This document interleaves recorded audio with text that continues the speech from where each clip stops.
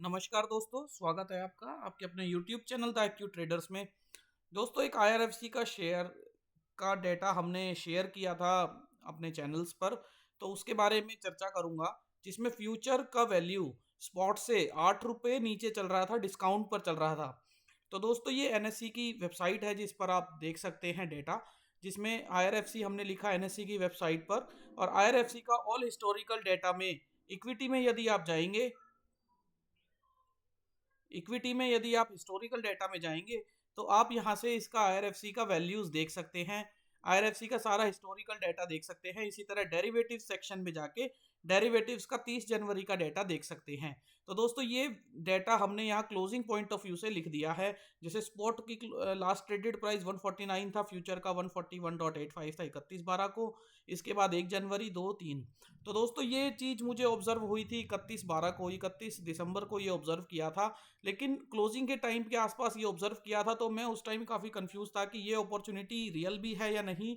क्योंकि दोस्तों, फ्यूचर अगर 8-8 रुपये डिस्काउंट पे चलेगा, जो कि 6% से ज़्यादा था उस टाइम पर, 6% से ज़्यादा अगर फ्यूचर डिस्काउंट पे चल रहा है किसी भी इंस्ट्रूमेंट का, किसी भी अंडरलाइन का, तो उसमें बड़ा रेड फ्लैग क्रिएट हो जाता है कि क्यों सेलर्स जो हैं इतने एग्रेसिवली उस इंस्ट्रूमेंट को फ्यूचर में सेल कर रहे हैं।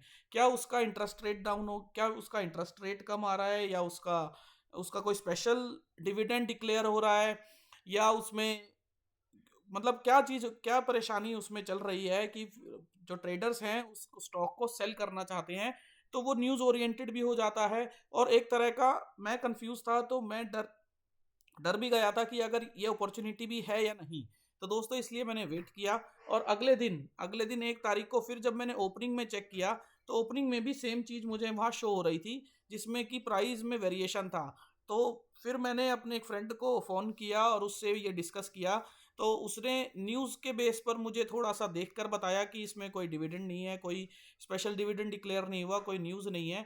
और इसमें एक उसने मुझे सलाह दी कि यदि मैं इस स्टॉक को होल्ड करना चाहता हूं, तो फिर ये मैं फ्यूचर में मैं अपना कैश का बेच के इसे फ्यूचर में बाय कर सकता हूं, ये अपॉर्चुनिटी क्रिएट हो जाएगी। तो दोस्तों, ये उस तरह की अपॉर्चुनिटी थी जिसमें हमने स्पॉट में, अब स्पॉट में तो अपना जो शेयर्स थे वो बेच दिए थे, लॉट साइज के इक्विवेलेंट के आसपास शेयर्स थे तो वो बेच दिए थे। और फ्यूचर में हमने वैल्यू फ्यूचर में खरीद लिया था। तो दोस्तों, ये 8 रुपये का गैप का हमने रिस्क लिया था। हो सकता है वो नीचे भी चला जाता, उससे नीचे काफ़ी चला जाता, क्योंकि 8 रुपये का सेलिंग प्रेशर था, तो काफ़ी नीचे। उम्मीद करते हैं कि सेलर्स जब इतना एग्रेसिवली बेच रहे हैं फ्यूचर में अपने माल को, तो वो नीचे भी जा सकता था। तो ये रिस्क हमने लिया इन द पर्सपेक्टिव कि IRFC शेयर को हमें लॉन्ग टर्म के लिए थोड़ा सा होल्ड करना है, जैसा कि हम रिटेलर्स का पर्सपेक्टिव रहता है। तो दोस्तों, उसके बाद 1 तारीख को ये ट्रेड लिया था, और 2 और 3 तारीख, जैसे 3 तारीख की क्लोजिंग हुई, तो लगभग लगभग ये जो डिफरेंस है ये खत्म हो चुका है। और ये 8 रुपये का गेन हमें हो चुका है। दूसरी चीज़ दोस्तों, इसमें जो बात आती है उसमें आती है टैक्सेस की।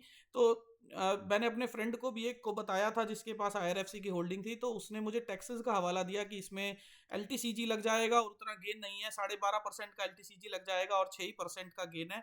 तो इसके लिए मुझे, मेरे पास भी यही व्यू था। मेरे जब मैंने ये अपॉर्चुनिटी ली, तो मेरे पास भी यही इशू था।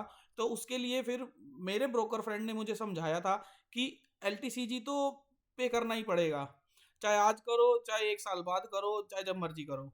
लेकिन LTCG के अलावा अगर आपको ये अपॉर्चुनिटी मिल रही है, और हो सकता है अगले मंथ भी मिल जाए और 1-2 मंथ कंटिन्यू मिल जाए, तो फिर आपका जो पैसा है वो लगभग लगभग रिकवर हो जाएगा और आपका टैक्स फ्री हो जाएगा। तो दोस्तों, इस व्यू के साथ भी मैंने मैंने ये शेयर में ये अपॉर्चुनिटी ली थी। तो आप देख सकते हैं इसकी लॉट साइज की वैल्यू कैश में कितनी थी फ्यूचर में, और इसका डिफरेंस कितना जनरेट हो रहा था। तो दोस्तों, ये अपॉर्चुनिटी हमें मिलती है। मैं ये भी बता देता हूँ ये कहाँ अपॉर्चुनिटी दिखती है। तो ये SLB स्टॉक्स, ये सिक्योरिटी लेंडिंग एंड बोरोइंग के NSE का पेज है। आप यहाँ जाके देख सकते हैं, ये अपॉर्चुनिटी आपको यहाँ टाइम टू टाइम मिलती रहती है। जैसे अभी RBL बैंक में ये अपॉर्चुनिटी 3% के आसपास की मिल रही है। तो दोस्तों, 3% की अपॉर्चुनिटी को अगर आप कैश करना चाहते हैं, तो वो कुछ इस तरीके से है कि यदि आपके पास RBL बैंक का शेयर है, लॉट साइज के इक्विवेलेंट है, तो कैश में आप बेच दीजिए और फ्यूचर में खरीद लीजिए। तो ये अल्टीमेटली, क्योंकि 30 जनवरी की इसकी एक्सपायरी होगी, तो एक्सपायरी के दिन फ्यूचर और कैश को आपस में ज़ीरो होना ही है। तो ये डिफरेंस आपको गेन हो जाएगा। तो दोस्तों, कुछ इस तरह की ये अपॉर्चुनिटी रहती है। अच्छा, इसमें एक पॉइंट और मैं ऐड करना चाहूँगा कि ये अपॉर्चुनिटी उन लोगों के लिए थोड़ा मुश्किल हो जाती है जो जिनके पास ये स्टॉक होल्डिंग में नहीं है, कैश में नहीं है। क्योंकि short selling, naked short selling Indian market में अलाउड नहीं है। और अगर आप इस अपॉर्चुनिटी के पॉइंट ऑफ व्यू से केवल फ्यूचर ले लेते हैं और अंडरलाइंग आपके पास है नहीं, तो वहाँ आपको रिस्क क्रिएट हो जाएगा कि हो सकता है अगर इसमें सेलिंग प्रेशर है तो वो जेन्युइन हो और ये स्टॉक और भी नीचे जा सकता है। तो वहाँ एक रिस्क हो जाएगा।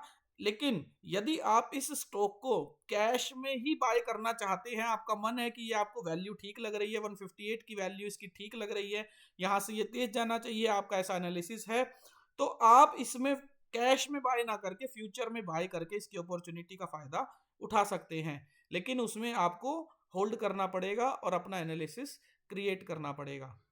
तो दोस्तों, ये मैं आईआरएफसी के बारे में और इस वेबसाइट के बारे में आपको बता रहा था। Thank you.